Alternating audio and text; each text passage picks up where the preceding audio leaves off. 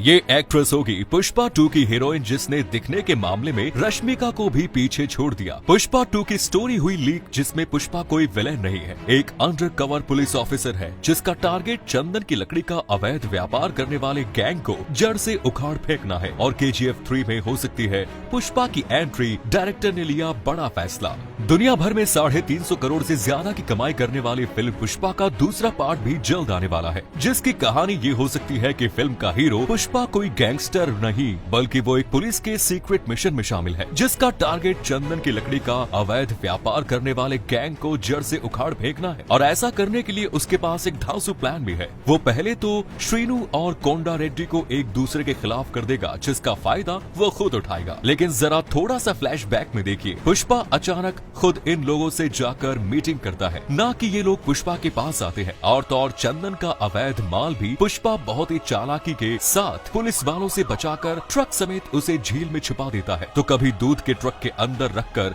उसे सुरक्षित बाहर निकालना किसी पुलिस वाले के ही दिमाग की प्लानिंग हो सकती है। लेकिन फिल्म में सिर चकरा देने वाले ट्विस्ट को लाने के लिए मेकर्स ने फैसला लिया है कि श्रीवल्ली के किरदार को मरना होगा। अब यहाँ से फिल्म का दूसरा एंगल दिखाया जाएगा। फिल्म के विलेन यानी एक्टर फहाद फासिल श्रीवल्ली को मार देगा और अपनी महबूबा की मौत के बाद पुष्पा असली में फायर बन जाएगा, जिसके बाद अपनी गर्लफ्रेंड का बदला और सिंडिकेट का बादशाह बनने की चाहत पुष्पा को दुनिया पर राज करने की आग में बदल जाती है। अब वो पूरी दुनिया भर के चंदन के काले कारोबार का सरदार बनकर सबकी हवा टाइट रखना चाहता है। लेकिन इसी समय ऐसा कुछ होता है जिससे पुष्पा भी हिल जाता है। मेकर्स 2023 के बीच में इस फिल्म को सिनेमा घरों में लाने की प्लानिंग कर रहे हैं। लेकिन इससे भी बड़ी प्लानिंग KGF 3 में पुष्पा की एंट्री को लेकर हो सकती है। लेकिन कैसे, कब और कहां, ये आज हम आपको बताएंगे। आपको पुष्पा फिल्म का वो आखिरी सीन तो याद ही है ना, जिसमें पुष्पा के आगे पुलिस की पावर भी जलकर राख हो गई। तो आप जरा सोचिए, जब 2 इंटरनेशनल डॉन एक स्क्रीन पर आएंगे तो दुनिया के सारे रिकॉर्ड टूट जाएंगे। लेकिन ये कब, कैसे और क्यों होगा? दरअसल रॉकी भाई की स्टोरी 90 के दशक की है और वो पूरी दुनिया पर बादशाहत कायम रखने के लिए सारी हदों को पार कर रहा था। तो वहीं दूसरी ओर पुष्पा की स्टोरी लाइन भी 1990 की दशक की है, जो कि आपने आज तक नोटिस ही नहीं किया, क्योंकि आप तो पुष्पा की श्रीवल्ली और रॉकी भाई की गर्लफ्रेंड पर नजर लगाए हुए थे। लेकिन इन दोनों की स्टोरी में सिर्फ 8-10 साल का फर्क है, जो कि बहुत बड़ा गैप नहीं है। आपको हैरानी नहीं होनी चाहिए अगर रॉकी भाई के सोने के साथ पुष्पा को समुद्र निकलते हुए दिखाया जाता है तो, क्योंकि इन दोनों फिल्मों को जोड़ने के लिए फिल्म का प्लॉट ही सबसे बड़ा सबूत है। दोनों फिल्मों में अंडरवर्ल्ड लेवल पर क्राइम को दिखाया गया है, यानी कि दोनों ही हीरो पूरी दुनिया पर राज करना चाहते हैं।